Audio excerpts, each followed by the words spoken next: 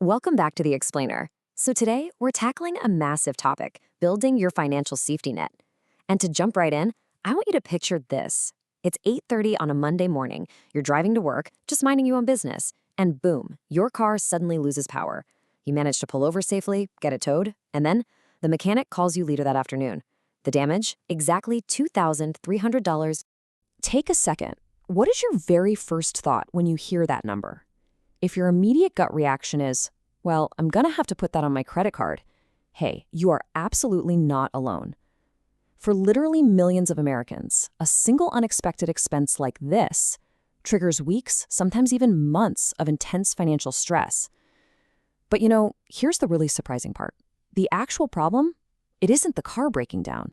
The problem actually started way before that engine failed. It started the day you got your paycheck and spent every dollar without prepping for the unexpected. And honestly, this is exactly why savings exist in the first place. We're so conditioned to think of saving as just a tool for buying stuff, right? Like a vacation, a new phone, maybe a down payment. And sure, those are fun goals. But the actual primary purpose of savings is way simpler. It is just to buy peace of mind. Think about insurance for a second. You don't actually hope your house catches fire, and you definitely don't want to have to use your health insurance.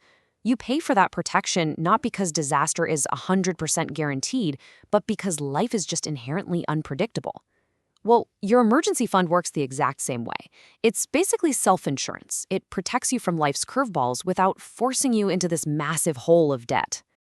Now, it's pretty easy to kind of blur the lines of what actually counts as a crisis. But a true emergency, it has to hit three very specific characteristics. It's got to be unexpected, it has to be absolutely necessary, and it must require immediate action.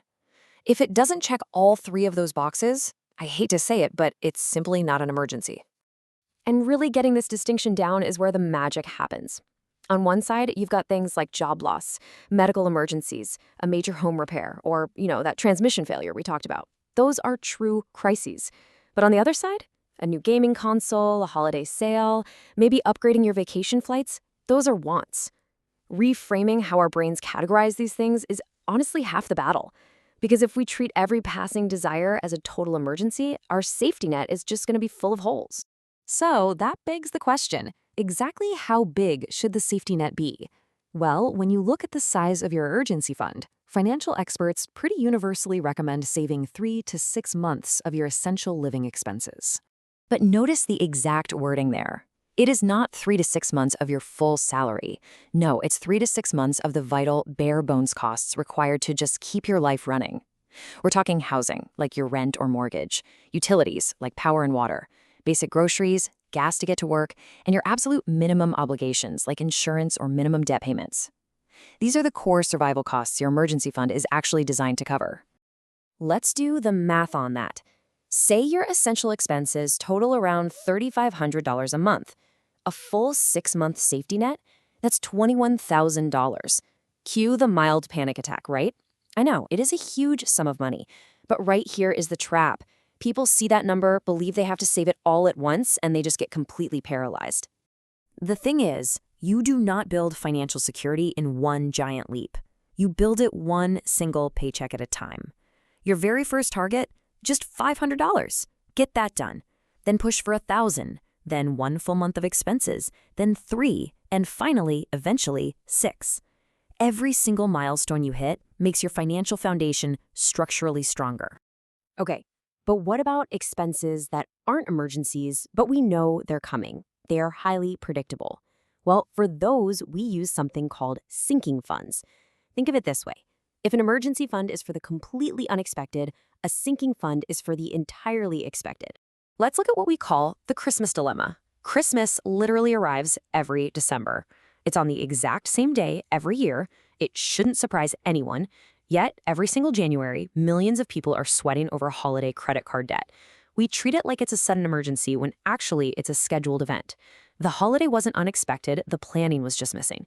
Instead of waking up to a $1,200 debt hangover in December, if you save just $100 a month starting in January, that money is already waiting for you. No debt, no stress, and seriously, no financial hangover.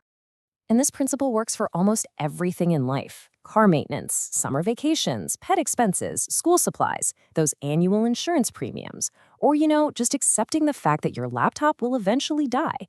When you prepare early, those predictable expenses go from panic inducing to entirely manageable. Now, obviously, knowing this and actually doing it are two very different things. Advertisers know exactly how our brains work. We are wired for immediate rewards. Buying a new gadget today feels amazing. Saving money for a decade? Yeah, not so thrilling. You're basically asking your present self to make a sacrifice for a future version of yourself that kind of feels like a total stranger. Because of this psychological hurdle, it is incredibly easy to fall right into the traditional spending trap. It usually looks like this. First, you pay the landlord, then the utility company. Then come the streaming services, the restaurants, the random online shopping, and finally, you promise to save whatever is left at the end of the month. The result? Usually, there's absolutely nothing left. So, the way out of this trap is a strategy called pay yourself first. The most successful savers bypass that whole psychological struggle entirely by just making saving automatic, not an option, automatic. The second that your paycheck hits your account, the money moves into savings before you even have a chance to spend it. You pay your essential bills next, and then you just force your lifestyle to adjust around whatever remains. It is such a simple habit, but it will fundamentally shift your entire financial trajectory. Now, I do want to address one very common misunderstanding before we wrap things up here.